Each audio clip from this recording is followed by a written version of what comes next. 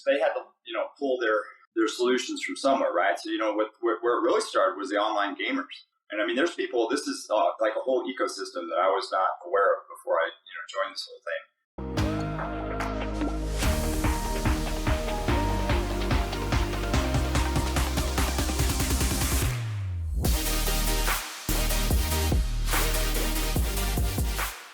Hey everybody, and welcome back to the Kodiak Shack podcast. Today I have TJ Moser, who did a lot of stuff in the Air Force. I know I say that for everybody, but he really did. 28 years on the active duty side with the United States Air Force. Got in the Strike Eagle initially, was a pilot flying the Strike Eagle, and then had a lot of really cool kind of leadership opportunities with the commander of the 451st Fighter Training Squadron. So those squadrons are normally at training bases for specific fighter types. And then he was the chief of undergraduate flight training at Randolph Air Force Base, and then finished up his career in the active duty Air Force being the deputy A3 for the PTT, or pilot training, Transformation. There we go. I'm terrible at the intros. Everybody knows that who listens. But TJ, thank you very much for being here with us today. Please tell us about yourself. It's not a trap. Yeah, it's great. Yeah, thanks for bringing me on. This is actually pretty exciting for me. As my kids will attest, I listen to a lot of podcasts. So it's always good to do one. But no, it's good. No, you got most of it right there. It's easy for fighter guys to get it wrong, but it's the Flying Training Squadron. You said Fighter Training Squadron, so that's all fair. But yeah, a little bit of time in ATC, but otherwise, yeah, I think you recapped it pretty well. There were some other things that happened in there during that time, but I think that's good enough for moving forward. But we here at the Kodiak Shack podcast would like to welcome our new sponsor, Adamus Cyber. Working with the military means there are some minimum cybersecurity requirements that are in every contract. Complying with these requirements can be painfully slow and really take your company's focus off your military customers and end users. Thankfully, the team at Adamus has simplified the process exclusively for small businesses working with the military. It should be expected that security requirements are going to be a part of working with the military, but they don't have to be difficult. Learn why prior guests on the podcast like Arun from Ops Lab or Brian from ResCon use Adamus to comply with the NIST 800-171, DFARS 7012, and CMMC cybersecurity requirements in their contracts. Check out their website at www.adamuscyber.com and tell them you heard about them from the Kodiak Shack podcast. Their website will be in the show notes. We appreciate all the companies that want to work with the military, and we understand working with the government isn't always the easiest thing, but we appreciate companies like Adamus that make it just a little bit easier. Yeah, just finished up this year. Actually, just retired, and as you mentioned, finished out in the 19th Air Force doing pilot training transformation. Kind of in that, I also met up with this company Vertex, which is who I'm working for now. Kind of working on some of the similar things. Just was something that, kind of sparked an interest as far as, what was going on and what was possible. And, sometimes with the virtual reality, there's people trying to find an answer for the solution or whatever, in other words, there's really not really a problem they're trying to solve. They just think it's VR that has to solve it. But flying is a very natural one, but I think it's literally the future of the way, simulation for flying is going to, kind of roll out. So, pardon me, I wanted to be involved in that moving forward, and that's why it kind of worked out this way. Yeah, and we talked about on the podcast a few times that it is pretty important for training pilots is VR and all that other stuff, because the reality is, like, everybody who's in the business sees these massive aircraft simulator trainers that are $7 million each, and we have 4 or 5 of them, and we have these massive rooms that are kind of built solely to house the computers and all the equipment for that. And now we see VR trainers that can be, carried in a small Pelican case that we say like, oh, that's my entire simulator, and it's kind of wild. So that's cool that we have so many companies kind of working on it, and we appreciate that. One of the questions I had over a 28-year Air Force career, what are kind of how did you see the organization change? I mean, because that was a good period of time. Like when you got into the Air Force to when you left the Air Force, like how was your initial experience to getting into the Air Force and becoming a fighter pilot versus having been in the Air Force for 28 years with a leadership perspective, and then you're kind of finishing up your career? Yeah, it's a good question. I mean, it really was a big, span, because if you think about it, I kind of came in, towards the back end of, some of the Vietnam era folks that were still kind of around. I mean, that's how old I am. And then when you think about that from a culture standpoint, I heard you guys talking the other day about just kind of the bro chat type stuff, and that was probably the most dramatic change. But then also, when you think about technology and what you can train to, again, you were kind of talking about what a traditional sim is to what is possible now. The Pelican case, put it on your desktop or whatever, roll it out, open the thing up, and you've got a simulator there. I'm back in the days of driving across base, going all the way to the simulator in your one little slot that you have, going to your simulator, which, oh, by the way, was a bunch of, it was sort of a simulator, and there were certain things that the simulator was great for, but it was really in the end, was not super effective. And you could get some training out of it, but it wasn't really that kind of training that stuck.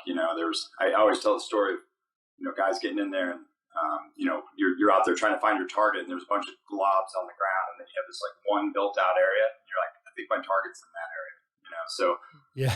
And then, like you'd have the old F4 pilot that's your sim instructor that would, go out for a smoke break or whatever during the middle of your sim, and you'd watch them walk by on the peripheral, because you weren't even like closed down. So both technology and cultural, and the cultural thing, that's just a huge shift. You think about, I mean, essentially I joined the Air Force back in the late, I shouldn't say this out loud, but 1980s, believe it or not. And so to go from, nice. That's ROTC, but still, to go through that kind of cultural shift and all the things that, happened over this time, it was a pretty dramatic shift over time.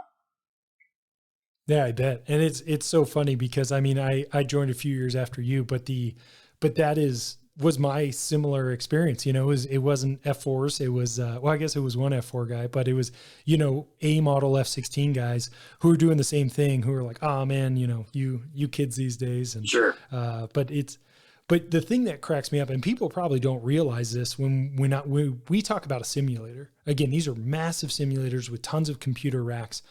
Not everything is pristine visibility.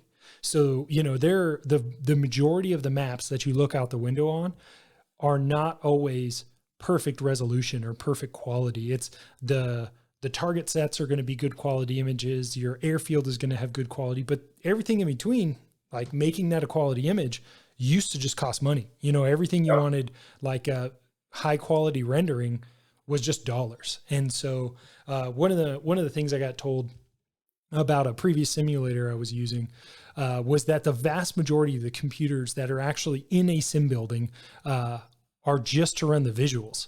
So VR makes perfect sense. Like the majority of the computers are not running the simulation. The majority of the computers are just running projectors that are projecting on screens. And it's like, man, I think VR is a great solution to that because I wear the screen on my face. So it's really only rendering for my instantaneous field of view and then wherever I turn to next, right? Yeah, for sure. Yeah, if you think about that, I went to Davis Moth and, for the A10s, 8 projectors for one simulator, right? And then not only that, you've got the screens that go along with that, and then you've got the building that all that has to go into. You've got the HVAC that has to keep that room, cool enough for all that computing power and those projectors. You got the bulbs that burn out, so yeah, every once in a while you go, like Mario just came out with like their new, headset for XR, and it's called the Focal Edition or whatever, but it's made for everything within arm's length, which is what you want for a cockpit, right? Because you don't want to have to like not see your airspeed quickly when you look inside. So you just, so if you look inside, you see it right away, right? Instead of, but as expensive as those things might be, when you start to compare it against that legacy technology you were just talking about, it's pennies, So yeah, it's definitely much more affordable. So you get that, and then that, increases that access that you have to those devices.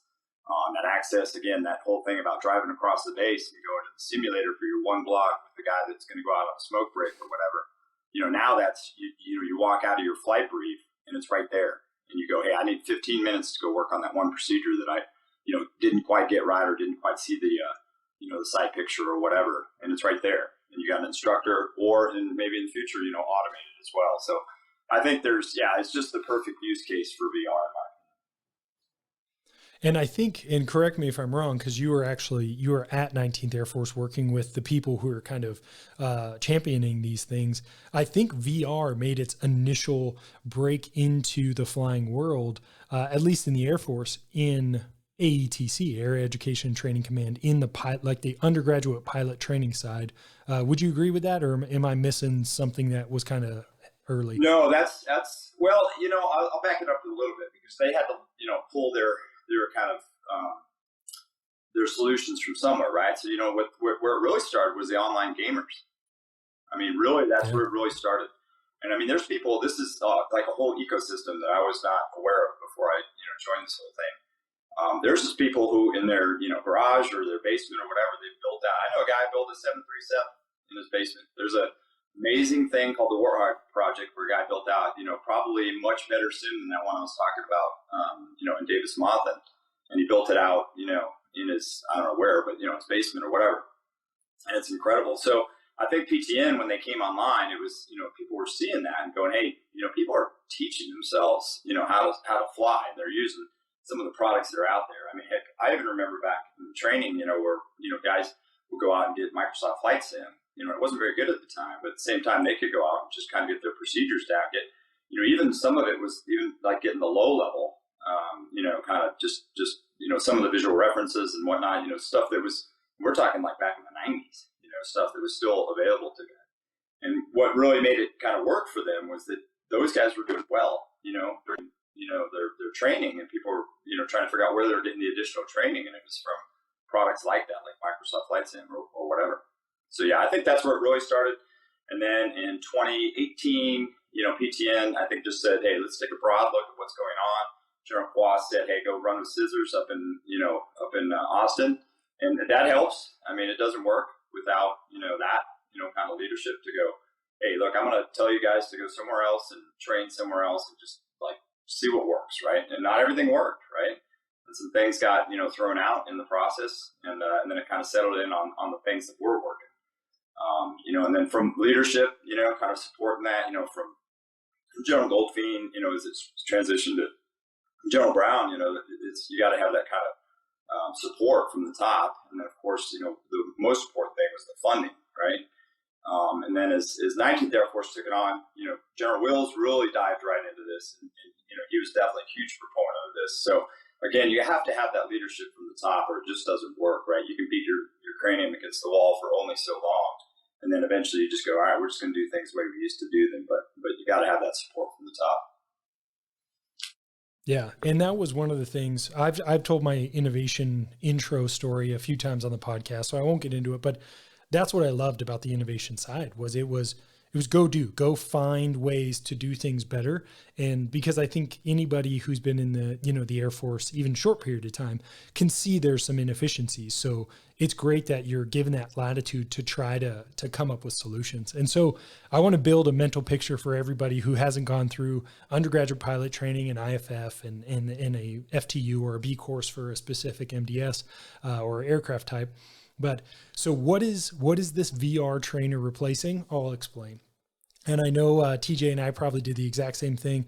Undergraduate pilot training, it was a 2-foot wide poster by about 3 to 4 feet tall. And it was a God's eye view picture of every switch in the cockpit of the trainer you flew. So like probably the Tweet, I assume you were flying in the T-38s when you went through UPT. And then I was one of the first few years who went through the T6 Texan 2, so the new T6 that they made for pilot training, and then 38s. So now you're literally sitting there, some people even holding a broomstick, pretending like it's the flight controls, and then you're sitting there thinking about, hey, and you reach up to the poster and you pretend you're flipping a switch. So this is what people used to do, and we refer to it as chair flying.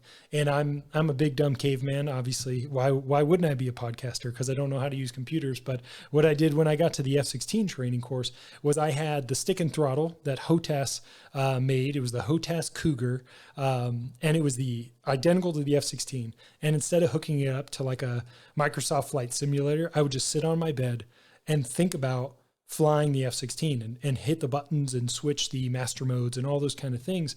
And this is what chair flying used to be.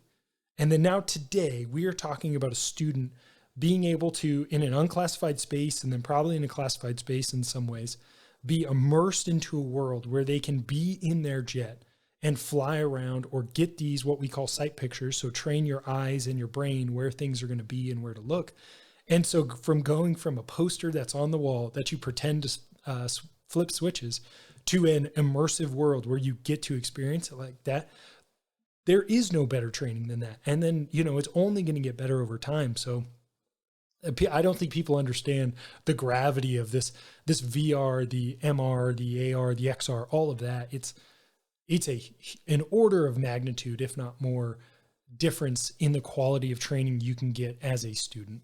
I mean, would you agree, TJ? Yeah, I totally do. I mean, I see it as like, I'm old enough to be pre-internet to watching the internet roll out, and within certain spaces, obviously that was transformational. And I think that virtual reality, mixed reality, augmented reality, you see all the stuff that's going on in all three of those realms, all kind of collectively called extended reality, really, really applying. And like I said, there's not always there's a good solution that, needs to be done in extended reality, but I can assure you the flying, I think, very well lines up with that.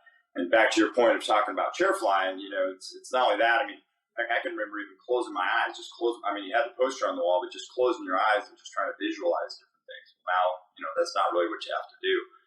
Even like General Wills, he'll talk about like when he first, flew the T6, and then when he came back and flew the T6, and the biggest change was that the poster on the wall went from black and white to color. That was the biggest innovation over, I can't remember the time frame, but it was a decent amount of time between those two. So yeah, so I think when you do this, and then, just as an aside, I went to, as part of working for Vertex, I went to United Airlines last year. And, we go and I've got, a lot of friends that are transitioning, as you can imagine, to that or UPS or whatever. And you go and the first thing you see is they call them Paper Tiger, but I think it was Paper Tiger, Bamboo Tiger, I don't know, something like that. But anyway, a little bit different name, but it was the exact same thing. They'd add a little bit of wood to that poster, and you just sat there and you did the same thing. You'd have your big old -1 or whatever the equivalent is for manual for, your 37, 77, whatever. And you're just looking at, the same thing, a poster. And then you're pointing at this thing and you're saying what you're supposed to say and pretends flipping the switch and all that. And yeah, you can go a lot further with that. Doing flows in a virtual environment where you can do, actually, throw switches that are spatially where they're supposed to be, as opposed to what a poster, which is not 3D, it's, two-dimensional. Yeah, it's a game changer, no doubt. Yeah, and I think that's where, things, and one thing Vertex is working on that we'll talk to in a little bit is kind of how we take someone from a purely virtual world to a mixed reality or augmented reality where you're now experiencing a virtual flight, but real world switches or being able to interact with virtual switches. So, which again, like these things, this is a new technology that's gonna keep changing and getting better. One question I had for you, kind of obviously you had stateside assignments, you went overseas, you worked with, I think it was NATO and their SHAPE nuclear side, right? So I guess, how did all that stuff kind of, you have all these experiences, you come back to AETC and 19th Air Force. How does that kind of shape your perspective of the broader Air Force impact of we need to train pilots better? Yeah, definitely. No, that was an incredible experience, as much for my family and me personally as it was, the experience. But yeah, I think that earlier story I was telling you offline about, getting my chief's name, that little bit of nuclear stink, carried over to when I got to Europe, right? And then towards the end of my time there, I remember I was over at a friend of mine's house. He's an Italian F-18. I think he was a pilot, but and I was over at his house. Like, it was literally one of the last things we did. He's like, TJ, you got to check this out. And he's like, he gets out his, I think it was an Oculus or whatever. And at the time I was going to ATC, I had no idea what I was doing, right? And he's just like, he goes, check this out. Allora, check this out. He's like, and he puts the thing on. We're shooting missiles, we're dogfighting and stuff like that. And I was like, that's interesting. Here's this guy in Italy that puts on, his Oculus. He's like pushing his kids away. Like, nope, daddy's time to play right now. and so that literally was like one of the last like dinners that I had before I left and came to ATC. I had no idea what I was doing. I showed up, just a couple weeks after General Willis showed up, and General Willis had just gotten the table slap from General Goldfein to say scale PTN. So PTN had by that time moved back from Austin, had moved into back into Randolph, and they were on class. I think they were still class 1, was still in session at the time. General Goldfein slapped the table and said, "Scale it." Walked away, and General Willis said, "Scale what?" And then General Willis, I literally showed up for a meeting, and I thought I was just going to introduce myself, and get told to sit down and all the standard things that you do at a meeting. And General Willis was like, "It's TJ Moser. He's going to be running, our pilot training transformation efforts while he's the chief of undergraduate flying training." So it was definitely a handful of stuff to take on. But when you start to see what was going on there, and then you get the chance to experience it, you're like, yeah, I can see where this is going to make a difference. You got to be careful with it, and I listened to a bit of one of your previous ones and previous episodes, and you do have to be careful with it. And I think we did roll it out about as, I said run with scissors, but that was to find out what works, right? But once we started to find out what works, one, we continued to to evolve that. It wasn't just, hey, this works, let's just go with that and that's it. It was, hey, let's roll it out right, and where you were getting better. It was to get folks better first, and then faster when able. So that was kind of the kind of the mindset. And so instead of just like cutting hours and saying, hey, we don't need that anymore, guys are soloing on their fourth flight, whereas they used to solo or whatever, fourth, fifth. Fourth was kind of the earliest possible, but the average was about 7 or 8 flights in where you're soloing, and that was literally cutting the time in half. Well, instead of just saying, hey, we don't need that anymore, we just reallocated that time towards, more difficult competencies. And that was kind of the mindset that we went through. And so if you look at it, I know a lot of guys, especially in the fighter community, maybe have this perception that hours were cut. If you actually look at the UPT 2.5 syllabus, it's actually more hours because you do a little bit more on the T6 and they didn't cut anything out of the T38. But you're just getting more out of those hours. And so that was kind of the transition that we went through. Yeah, and I think that's one of the things that, so in our episode with Drago Walters that just aired recently, and then previously with Tiger and Slayer on the Det 2-4 episode, I think I did praised the fact that it was exactly that. It wasn't a cookie cutter, we do this now. It was, let's explore the space, let's experience what is good, what we want to keep, what we want to move around, because that's tactics generation. In a fighter squadron, in different aircraft, you say, let's see how this works. And some days you get rolled up, and some days you're like, okay, that didn't work. And some days you execute and you're like, hey, that was extremely effective. So that's what I appreciated about the general innovation space, but even beyond that, the fact that people are given the latitude to run with scissors and find things that are game changers and can change the way we produce pilots. Because the reality is, like, we all know we have older airplanes, recruiting's difficult, retention's tough, and we have to figure out a way to solve the problem. So we can't just like keep executing the same way, expecting a different result. So I appreciated the fact that PTT happened and UPT 2.5, came about, because it would have been insane to try to do the same thing we've been doing for decades and expect just magically things to work out. So I'm glad that happened. And I think this is my surprise face when fighter pilots start talking when they don't have all the answers, because the reality is, there's a sport complaining in the fighter community, and they're pretty good at it. I know, cause I do it a lot. But yes, when you were, I was just say sport complaining. That was very well cleaned up, the terminology. Yeah. Yeah, I'm terrible at, I don't know how to bleep things out, so I just try not to cuss on here. I'll do the same. Yeah, but yeah, I don't mind. But so then once you moved to the A3 position, so one thing we've kind of referred to A3 a few times, and to be completely honest, like, I don't have a extremely good understanding of the A3 position. I know it's kind of the ops side, if I'm even saying that right. So can you explain A3 and then kind of how that was overseeing the PTT portion of 19th Air Force, I assume it was? Yeah, it was definitely 19th Air Force. Yeah, so again, that was kind of kind of what it evolved into. Really, it was I didn't really have a name for for my position that I was in. I was the chief of undergraduate flying training, and like I said, that was just a lot when we took on UPT 2.5. It turned out that was going to be kind of a full-time job. Chief of UPT 2.5 seems a little bit weird or whatever. It just kind of became pilot training transformation, and then just to give it a name, it was that. But the difference is all the 8.5 guys, that's your plans and programs, right? Those are the ones that were like buying all the tech and working all the contracts, and PTN itself, Pilot Training Next, fell directly under the 8.5, right? So the 8.5 was, had a chance to, basically go to them and go, hey, what's working or whatever, what do we need to actually scale?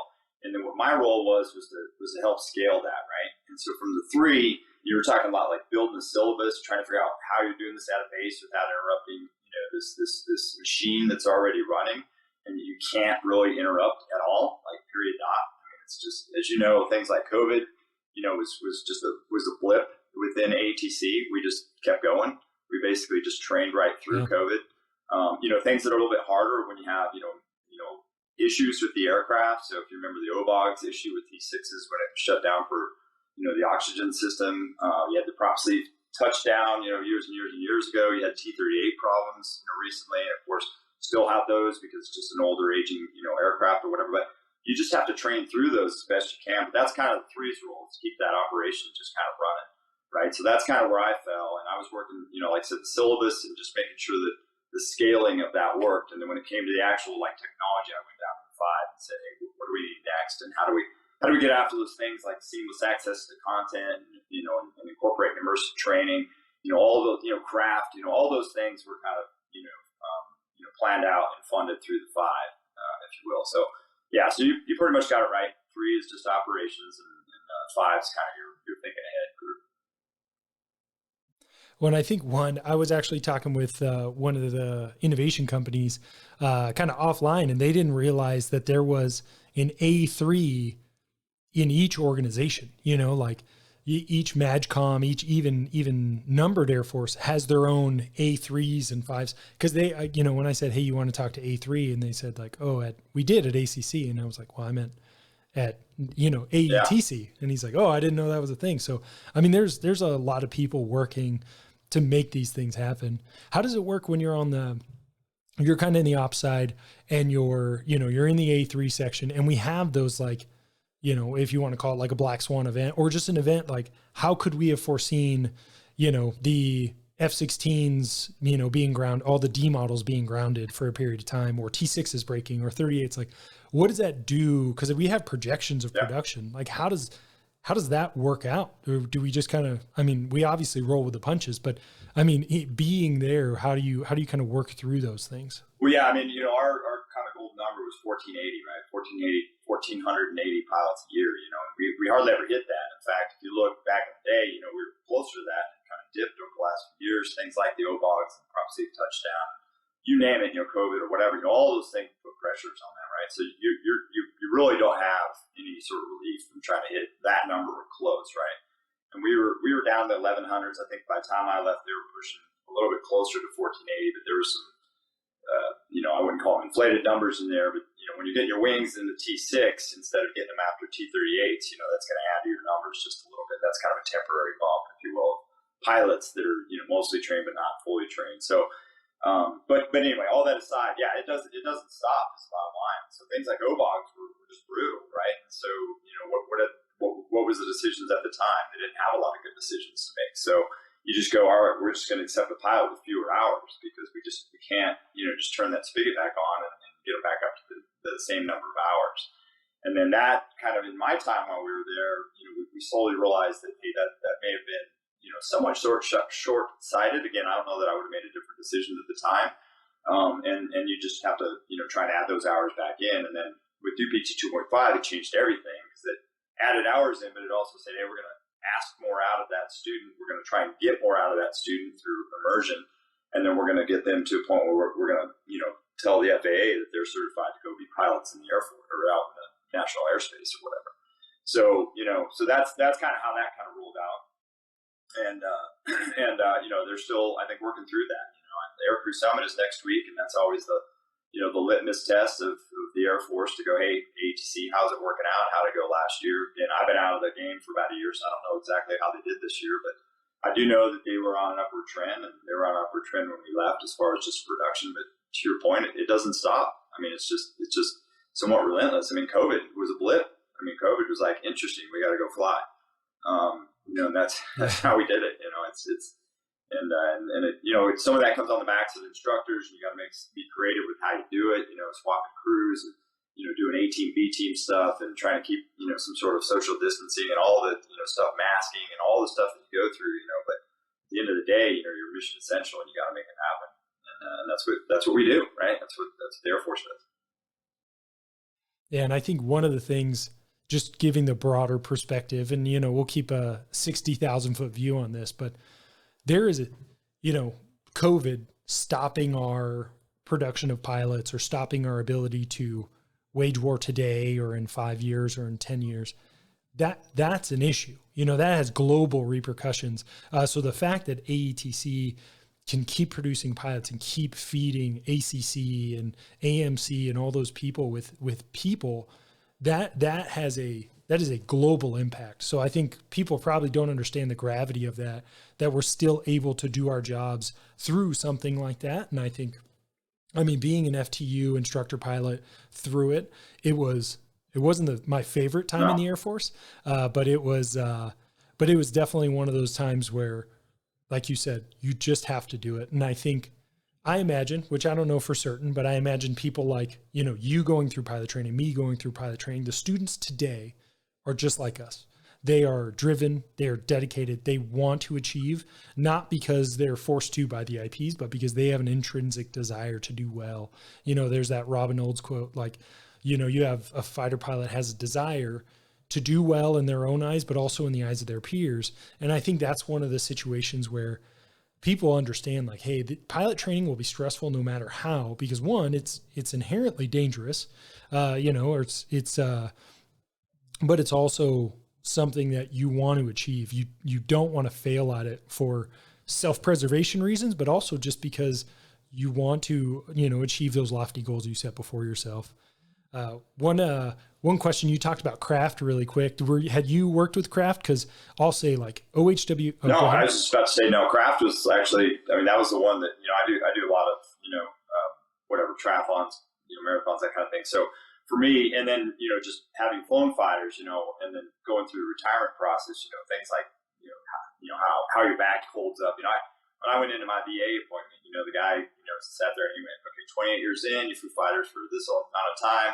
He just goes, here's 25 things wrong with your back, or wrong with your body, I should say. And I had to cut a couple out. I was like, okay, yeah, you pretty much nailed it. But there's a couple things there that I can't really claim right now. So, but the point is that, it's hard, right? And it's harder as you get older, because you realize, that what you did when you were younger, you just kind of, I can sleep when I'm dead, mentality, it works only to a point.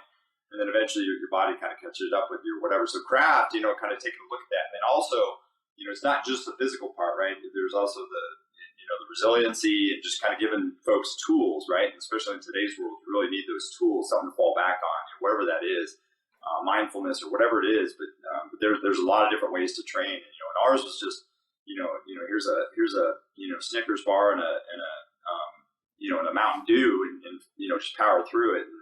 And that's not the right answer, right? Nutrition is a huge part of that. So when you put all that together into a program, give it a cool name like Craft, and then you roll that out there, I think it gets a lot of trust from, the students that are going through as well. I talked to a lot of them, but they really liked it because it was stressful, right? And you want something to kind of fall back on, and that gave you that kind of resource. So yeah, I was really excited about that one when we took that on, and it was kind of came out of the Special Forces world, so a lot of the concepts, and then stole a lot from Luke as well, because they had a good program that they were doing already. And so put those two together, and we had just the right person to do that at 19th Air Force. And it was really, really powerful, I think. It probably hasn't reached its full potential yet, but I think a very powerful concept. Good idea moving forward. Yeah, and one of the things that I have always been a huge proponent of it. I had it when I got to Holloman. They stood up a program while I was there, and it was one of my favorite parts about my entire Air Force career, because I mean, just like you said, stealing it from operators. Obviously, operators have to be physically fit, and fighter pilots, no matter how much they may want to be an operator, they're not technically an operator, but there's a physicality to the job. And understanding that and making people more physically capable to pull G's or just be in aircraft for long periods of time, or double turn, or as a pilot training instructor, sometimes they're trip turning. So now you got 3 flights in one day, maybe in a T6 or a T38 in the South, which is pretty much where all of our training happens. So it's hot and it's humid, and you want this person to hop in the jet 3 times a day. They need to be physically able to be a safe pilot or even just a safety observer. So I love the fact that the Air Force started doing that. And the reality is, like, a guy like yourself, just intrinsically, you like to work out, it seems. And I did too. But the people who don't necessarily want to work out, but then the community that they find themselves in, they just work out. And I think that's what we're really saving, is those people who wouldn't have worked out, but now there's a whole organization and just kind of a community around it. And the fitness and the nutrition kind of come along with that. And rather than a family member of mine used to fly F-16s, my mom's cousin.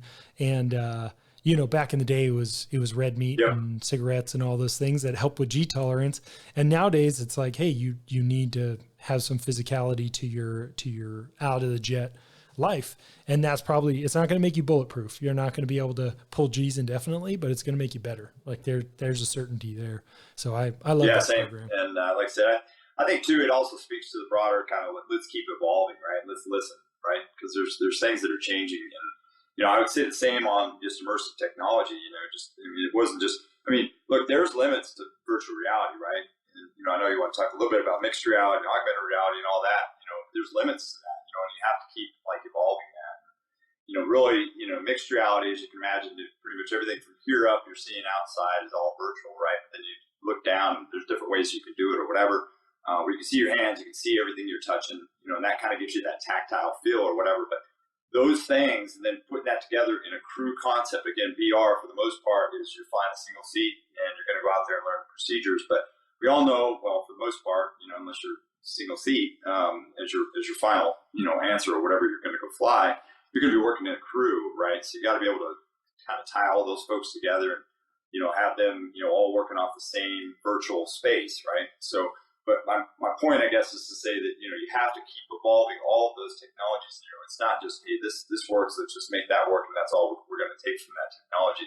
How can you get creative with that and tie things together? How can you get, essentially, you don't want to recreate the sim because you don't need a new simulator, but you want to take advantage of where immersion really kind of, has its strengths and take it down that road. And then craft kind of being the same thing, right? There's things about that are more effective for. What was interesting about craft is they would do that for each aircraft, right? So the amount of G's and how you're going to fly, 1.5 is way different than flying a 3.0 hour sortie, and the kind of things that you have to kind of think about and be prepared for. Then to your point, if you're hot hitting in a fighter and you're doing, a trip turn in a day or whatever, that's a whole different, that's like, what I was saying earlier about marathons, where you got to almost have a marathon mentality, right? Because you're out there for 8, 9, 10 hours or whatever, even longer in some cases. So, so anyways, I guess my point is to say that, it's just not just take a good bit of, a good idea or a good piece of technology and just say, hey, that's it, and stagnate, to keep evolving that. Yeah, and that's one of the things that you reminded me of when I was in Misawa Air Base in Japan. We would have surges. So a surge would happen where you fly 5 separate flights in one day, and then one pilot will fly 3 of those 5, and then another pilot will fly the 2 night sorties. But I remember wearing my long johns, we call it a poopy suit, but an anti-exposure suit because the Sea of Japan gets pretty cold. And you've got all your flight gear on, your harness, your survival vest, you got your G suit, and the building is about 80 degrees because the furnace is on and it's just going to run because CE controls it. But I remember just sweating profusely and then walking out the door, and then it's 20 degrees outside. And so I'm sweaty. Now I'm cold. Start up a jet, go fly, land, come back inside, start sweating again, and do that 3 times in a day. And, and they're like, hey, let's all be safe. And it's like this, I mean, that's probably the most dangerous part of the whole day is just the physical nature of it. So, so kind of great segue. You were talking about kind of the mixed reality and everything. So kind of how did Vertex get its start? And then kind of what's Vertex doing currently? Yeah, so Vertex been around for actually about 25 years. They've been doing a lot of Army contracts, but at the same time, a lot of just kind of delivering training in the best medium possible, right? So if that was back in the day a book, or maybe it was computer-based training or whatever, and just kind of evolving, right? Interactive media, whatever it was that was the right way to convey that training. Vertex has been doing that for 25 years, which is kind of impressive when you just think about that. But in about 2015, I think the president and the company kind of saw this shift towards virtual reality as maybe being a way to deliver training, especially in a military environment. Whatever kind of training it was. Like I said, a lot of Army stuff initially. Obviously, I think they saw the flight training aspects and how that was a good fit for it or whatever. So they kind of pushed all the chips in and said, "Yeah, I think we need to start moving in that direction." So that was 2015, 2016. So as you can imagine, kind of getting ahead of the curve. That turned out to be very prescient, right? Where they had kind of a decent foothold into it. They understood the market, they understood the industry, and they understood the market a little bit. And so when PTN was ready to start, doing their scaling of what worked, right? So lessons learned that were actually working. They put out what's called a commercial solutions offering through the Defense Innovation Unit, right? So that's what AHC did at the time. And Vertex at the time, again, I was active duty. In fact, I was probably sitting there in that living room with that Italian guy, shooting missiles off of his F-18 or whatever. But they ended up putting out this basically offering to see how that could work out. And Vertex put in a pretty good pitch for that, and they ended up winning the contract for that for PTT. And so all of these, so we've got T6A, T6B for the Navy. We've got T38C, T45C, TH1H, both in the immersive, and then the mixed reality. So the multi-place mixed reality, solution that we're putting together for them is replacing their FAA Level D certified simulator that they have there. I mean, that's a pretty huge step if you think about that. It doesn't exactly, it's not like a one-for-one thing there, but there's things about it that it does like 10 times better. And there's certain things, that with an FAA Level D, you need to have, 6 degrees of freedom of motion, right? Well, you don't value that, and the Air Force doesn't require that because, we basically self-certify. We don't have to go through the FAA. Then, that's something you can do. But the training you're getting out of an immersive, device is still better than what you can get out of these 20 million per copy FAA Level Ds. So, and you're doing that, 5 of these total for about $6 million. So as you can see, the ability to get that kind of access to it. So that's kind of, Vertex's, kind of how we've kind of evolved. Again, PTT was a big catalyst, as you can imagine. And then, as you start to go through that, we just recently took on a commercial partner. And we've had, as I mentioned earlier, some discussions with other commercial entities. So, back to that United experience, that was a company we were talking to. We ended up working with this company called Lyft. It's an academy out of Indianapolis. They service the Republic Airlines. And they saw what was going on at PTN, and they said, "Hey, we're all in on that." And so, that shift is happening, all the way across industry, all the way to the commercial side. So, and Vertex is involved in all that. And very recently, eVTOL, if you're familiar with the electronic vertical takeoff and landing, we've got some inroads in that as well. So, yeah, real exciting company that's definitely willing to kind of push the boundaries and run with scissors a little bit. So, it's been fun. Yeah. One of the things, just so people kind of understand, because really the VR and in immersive trainers that we've talked about previously is all a single seat perspective. So now, just so everybody in the audience kind of understands, now we're talking about multi-place. So thinking like 2 people, just like in the 737, this is a crewed aircraft with multiple people having to interact with one another. So they can't exist in a purely virtual space because you need to actually interact and see the other person doing their part. So what kind of challenges do that kind of bring when you're saying like, hey, now we want a left seat and a right seat, captain and first officer, or just, Air Force style, left seat, right seat. What are those kind of constraints, or what are some of the problems that you kind of have to overcome in a Yeah, situation no, like it's that? it's actually interesting actually because not only the flight controls, you move flight controls in one, you got a control loader on both sides, right? So through this thing called the controller area network bus, CAN bus, you can if you push the stick forward in one aircraft, it's going to move in the other aircraft. Same thing, helicopter or whatever, the throttle is a twist throttle on the collective, right? You turn that little twist throttle, guess what? The other one has to roll with that, so. And then the space that you're working in, also has to be, I can't go and press a button that the other guy doesn't know that I'm pressing and or doesn't make the same, has to make the same corresponding change, whatever it is that you're, button pushing or switch pulling or whatever it happens to be, has to change in the other one. So that's the whole multi-place. And so that's a level of synchronizing that has to happen. The mixed reality helps out a lot, right? Because the other thing when you're doing flight training, you kind of need to see, the hands, right? It's like Bobby, I don't know what to do with my hands thing. Well, you don't want somebody doing something with their hands or reaching up to grab the gear when you're above or below gear speed or what, you know what I mean? So you want to be able to kind of, and when you see them move as far as instruction, you don't want to see when you do mixed reality, you'll have like a mask that's out there, right? There's different ways to do it, but one way is a mask. You might see an arm, but not the hand because it's going through this masking that's going out there. So there are a lot of tricky technical things that you kind of have to overcome to make sure that all works. And then of course tying everyone in together on the same radio frequencies, the same all that, which is also just normal to any other simulator. But then to do this all in a virtual environment just kind of adds another level of complexity. But there's been a lot of projects like the Air Force took on through a different company, SAIC. They took on the T1. I think I heard a bit of one of your podcasts where they talked about that, and they've been rolling that out recently. And that's T1, obviously multi-place cockpit as well. And then, like I said, we're building one now for the Fort Rucker for TH1H, kind of the same thing. And I could see down the road, again, you get to that smaller footprint, which is what these simulators are called. And if you think about that, that pretty much encapsulates it pretty well, right?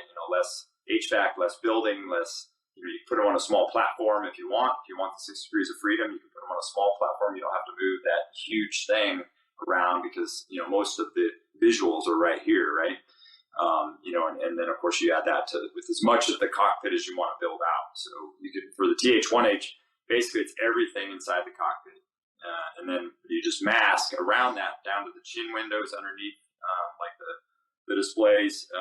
Above that is obviously as you're looking out, you turn around and look back, and you see a virtual jump seat, or you could have a real jump seat, or whatever. For the one we're building, it's a real jump seat. You can take that same concept for that jump seat, put a gun on there. That's the UH-1N. And then that guy's, in mixed reality, doing that, and then you just tie all that crew together for training. And here's the shocking thing, right? There's communities that are out there for these multi-place aircraft. I didn't know this, that don't have a simulator where everyone gets to go train in the simulator. Yeah, That's crazy. I had no clue. I mean, color me, surprised, but I had no idea until I started doing this. B-52s, for instance, they don't have a good way to do that all together as a crew. We're building one out for the AC-130J. Again, they don't have one. The first time they go fly together as a crew is when they go fly, because they have a lot of part task trainers, but they never get together until they actually go out to go fly. At least that's my understanding of it. So we're building one out right now for them in virtual reality, and that one's rolling out here in the next couple of months. But so interesting stuff, right? But there's some challenges to get over. So one thing, kind of, especially working in, having flown a Strike Eagle previously, so having that crew coordination, whether it's a Strike Eagle or a B-52, or just, we have to be a cohesive team. I mean, that's got to be terrible for getting people on the same page and expectations being the same way. Like having a trainer that would let everyone train together, maybe not geographically in the exact same spots they would be, but just in general, they're all a part of the same scenario, has to just be a game-changing experience. It is. Yeah, 100%. Like I said, there's technical things to get over there. There's latency issues and all that. The interesting thing is you don't have to be in the same space, right? You could be all at different, sitting wherever you want, especially the virtual. Obviously, mixed reality, you kind of need to have access to the same, physical components that are there. But in the virtual reality, you anywhere. You could be, I mean, if you can get over the latency issues, you and I could be in the same aircraft together, I mean, just working together or whatever, flying at the same time. Obviously networking things together is, relatively easy to do, and flying. I mean, you think about that perspective, that's again, a little bit of an aside, but, just being able to network things together in a really simple way. I mean, you think back to the old, pattern parties where you just put the tape on the ground, and you walked around and pretended like you're at certain spots and made radio calls. Well, now you just, and students were doing this on their own, just taking the aircraft and going, hey, let's just put a bunch of them into the pattern together and pretend we're at different spots, and actually flying in the same pattern. So, I mean, it's pretty powerful stuff. But yeah, getting the inside the cockpit, multi-place dynamics down is a little bit of synchronizing that has to happen, but it's pretty powerful training. That's cool. One thing, well, I have a couple questions, so hopefully I remember them all. But one of the other questions I have, speaking selfishly as a F-16 and now F-15C pilot, all of our trainers are classified. Yeah. So do you see the VR, the mixed reality, you see it making its way into the classified space, or you think it's going to be an out of the vault kind of experience? No, it's just funny you bring that up. We're working with Defense Innovation Unit right now, and potentially, we don't know who exactly is going to be the kind of host or end user of it, but we're working on exactly that. So kind of the first step on that, Google actually wrote up like a feasibility study as to how you do that, and essentially you air gap them initially, right? That's the easiest way. You just don't have them connected to the network. But you still have to have, a lot of hardware that needs to go into that vault that may have been made in a country that's not necessarily friendly to the United States, and you have no idea what they're actually able to do. If you air gap it, it helps, right? Because that just kind of cuts it off. You shut down all the ports, you shut down any sort of Bluetooth or Wi-Fi or whatever, you can get the thing into there. You also have to have the trade TAA compliance. I don't know exactly what the acronym is, but to be able to get like the headset, because most of these headsets are made in China. So again, you have to have a TAA compliant parts also for that. And so companies like that Barrow that I mentioned earlier, that same one, that focal edition that I was talking about, is also TAA compliant, which is helpful. So that's the next step, is to get these in there. And then you're teaching in an environment that allows you to do tactics and allows you to introduce weapons and threats that are potentially classified. Now the trick with that is that these are more effective if they're on a network. So now it's getting off that air gap and getting them into a IL6 compliant cloud. Because IL4 is your NIPR stuff, and then your SIPR stuff is IL6 or whatever. But into that kind of cloud environment, and then to be able to really access the full array of threats and weapons, et cetera, that are out there. And then I think this is where I think that it has to go, and where it's going to really take off in the F-16 community or A-10 or whatever. Is when you can do that. You've probably heard of DCS or whatever, and I'm pretty sure the C model community uses that right now as part of their training. I don't know exactly. I know Dave Smothan does. I know Strike Eagles do. There's other units that do. But anyway, I know it's got a bad name or whatever within just because it's there's some aspects to it that are based out of not so friendly countries. But the point is, to put that kind of training in what I would, for lack of a better way of putting it, into a fun environment, right? Where you're out there. I wouldn't say playing a video game, but you're learning tactics and you're flying against threats and dropping weapons or shooting weapons, whatever, that are built into these kind of gaming systems, like DCS, etc. And I think that's real, one of the big shifts that you're going to start to see. And then other things that I've been seeing that I think are also part of the wave of the future, and it's really actually the present right now, is when you can tie in a JTAC, and that JTAC puts on a VR. They're on the ground. You're looking at a common space. You're putting you're doing your CAS or whatever. From in a common environment, and you're flying and getting that training. They're getting training on the ground. I just think it's a game changer. Yeah, I agree, and I think that is how we're going to be able to do these things better. We talk about the PTT and then UPT 2.5, like we can't just train everybody, whether it's JTACs or WIZOs or whoever, the same way we used to. Like we have to, like you said, find new technology and explore every possible use case for it to leverage it to produce people who are better than we were when we got out of training and more capable. And because, I mean, tomorrow's fight is different than the fight that I grew up with, and we got to be ready for it. Would you say in the kind of VR, like mixed reality environment, so software and then hardware, which one is currently moving faster, and which one do you see in the future becoming the like leading the pace, if you will, in updates and in becoming more and more useful? Well, I'd say they're moving at the same pace, but I think hardware is the one that has to move the furthest, and it's there's some limitations, right? I mean, virtual reality headsets, when I was in that, F-18 that I was telling you about in Italy or whatever, I mean, I was like, yeah, this is interesting. It's kind of fun, but there's no way. I look inside my cockpit, I couldn't really see a single, airspeed indicator or anything like that. Whereas you can see where that's not really, something you can use for training, right? So that resolution and acuity has to just get better, and over time.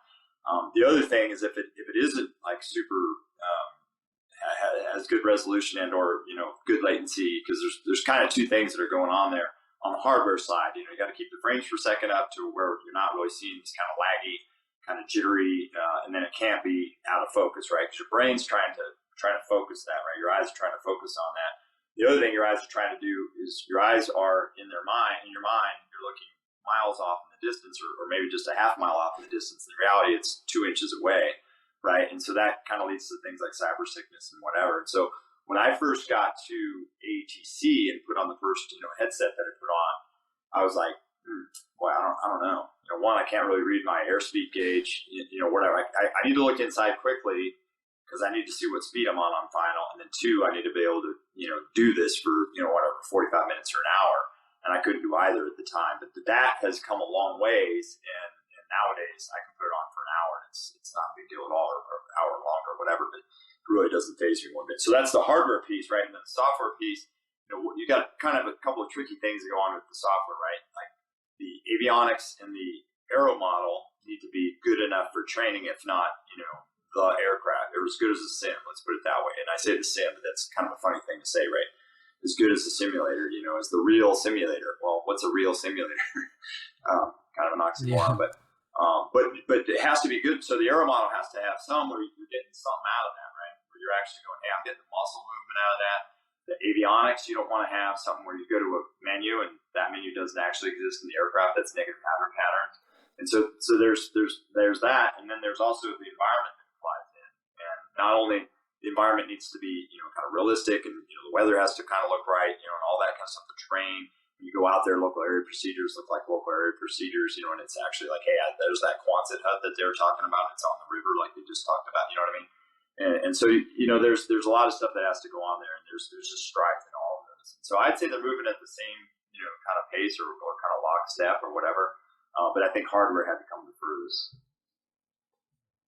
Yeah, awesome. And that makes sense and I think maybe we're just a different, generation, because I feel like these students nowadays, they're running video games and stuff for hours and hours, and it's not giving them fatigue or nothing they're noticing. But, well, awesome. What else did we miss? Anything I didn't ask or you think's interesting that we didn't talk about? No, I think you hit it, Vader. I think that, like I said, I think there's a lot that's going to go on in this space. I don't think that it's a flash in the pan, if you will. I mean, that's why, I kind of bet my post Air Force life on it, to some extent. I mean, it's an interesting thing that you'll eventually hit. I know you're a little different because you're, I think guard, is that right?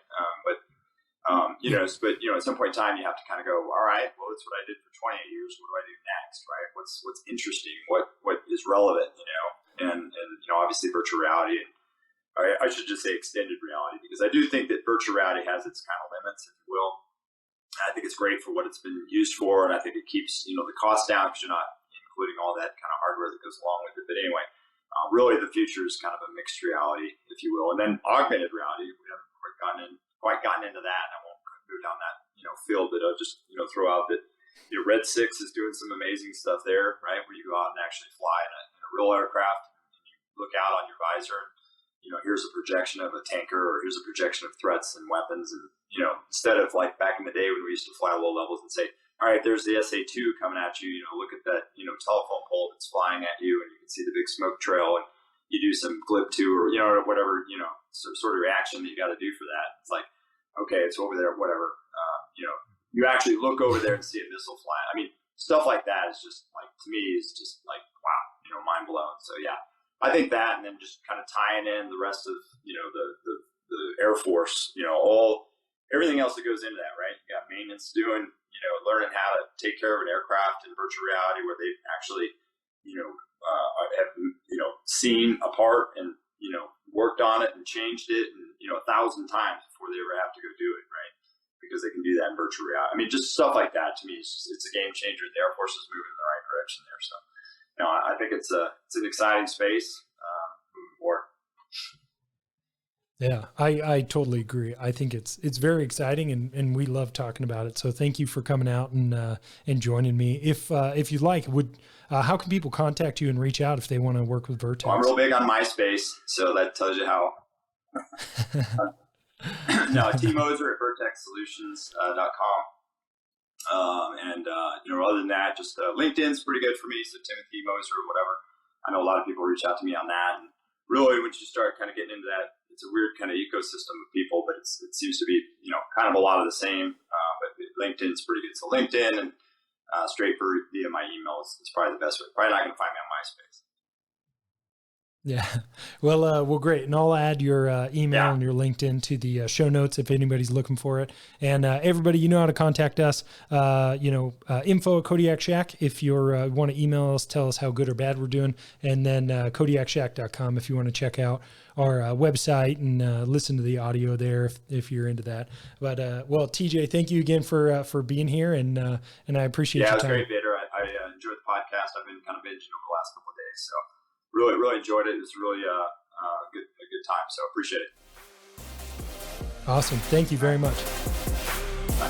Bye.